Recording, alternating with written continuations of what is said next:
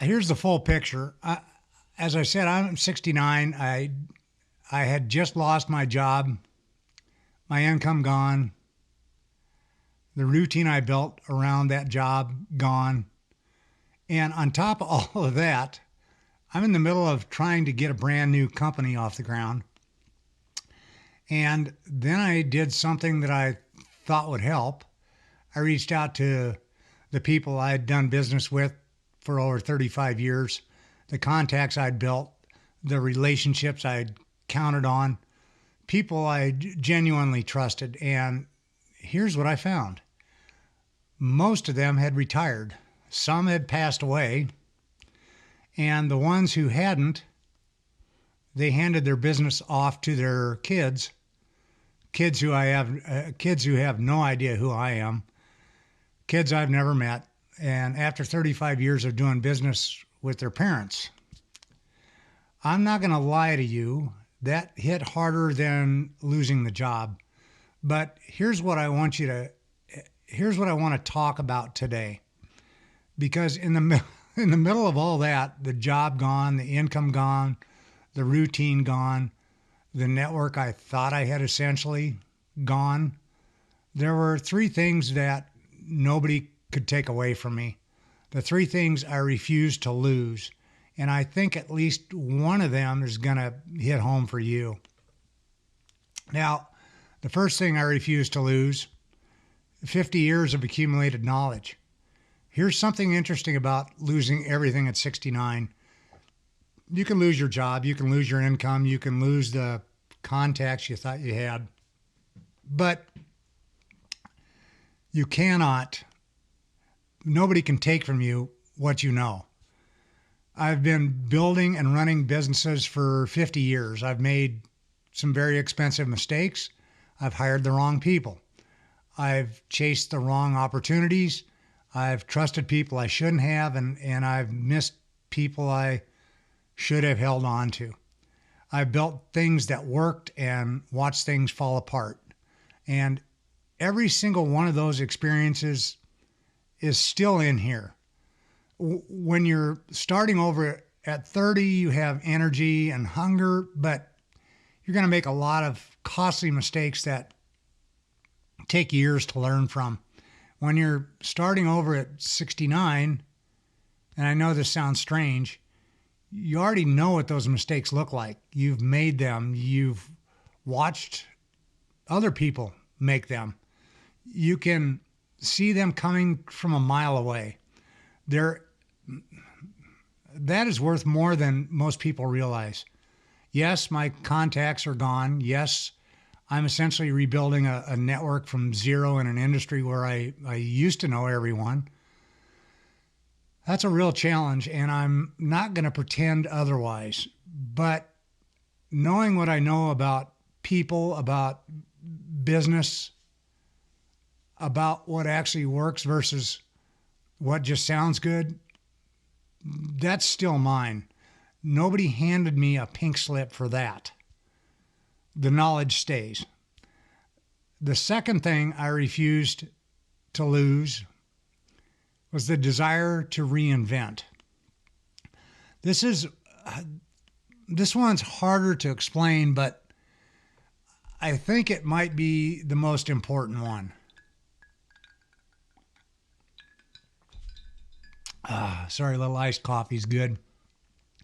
At 69, after losing a job, after finding out your network isn't what you thought it was, after watching a new company you're building face real headwinds, the easy move is to quit. And I want to be honest with you, there were moments in these last few months where I understood why people quit. I get it now in a way I didn't fully get it before. But I kept coming back to something, and it wasn't motivation. It wasn't some morning routine or a fancy quote on the wall. It was something more like a question. If not this, then what? Because the alternative to building something isn't rest. The alternative is the alternative to trying is kind of a slow stopping. And I've watched people do that. People my age and younger who hit a wall and just stop. And within a year or two, you can see it happening to them. I don't want that. And here's what I've come to understand about the desire to reinvent. It's not something everyone has. I think some people have it and some people just don't. And if you're watching this channel, there's a pretty good chance you have it too, because people who are done don't go looking for videos about starting over. The desire to keep building, to reinvent, to try the next thing, that's not nothing. That is genuinely one of those most valuable things a person can carry. And I still have it. Even now, even after all of this, that desire didn't go anywhere. That stays too. Now, the third thing I refused to lose was the ability to find the upside, learn, and keep moving. I want to be careful how I say this, because I'm not talking about toxic positivity. I'm not talking about pretending things are fine when they're not. Things were not fine. Things are still not fully fine. I'm not going to sit here and tell you otherwise.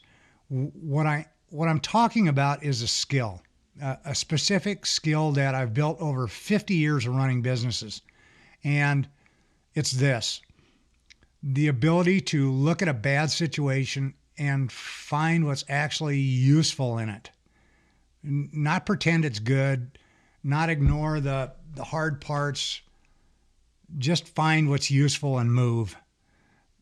Because here's what I've learned: staying stuck in what went wrong has never, not once in my entire career, helped me get to what's next. It feels like it should. It feels like processing it, dwelling on it, replaying it is doing something productive. It's not. What actually moves things forward is asking a different question, not what went wrong, but what do I know? What do I know now that I didn't know before, and how do I use it? Losing that job taught me something. The network situation taught me something. Even the hard months of rebuilding have taught me things about myself and about what I actually want that I didn't fully know before. I'm not grateful for the pain, but I'm not going to waste it either. Finding the upside, extracting the lesson out of it, and moving forward, that's the thing that I refuse to lose. And honestly, it might be the thing that makes all the rest of it possible. So here's where I am. I'm 69. I lost my job. My income took a hit. My routine got wiped out. And the network I thought I could lean on, 35 years of relationships, turned out to be much thinner than I expected when I actually need it most. That's the reality. But here's also the reality. I've got 50 years of knowledge that nobody can take. I've still got the desire to build something that hasn't gone anywhere. And I know how to take a hit, find what's useful in it, and keep moving. At 69, it turns out that's enough to start. I don't know exactly how the next chapter ends. I don't think anyone ever does, but I know what I'm bringing into it, and I think that matters more than most people give it credit for. If you're in the middle of something hard right now, a job loss, a transition, a moment where what you thought you had isn't there anymore, I hope something in this helps.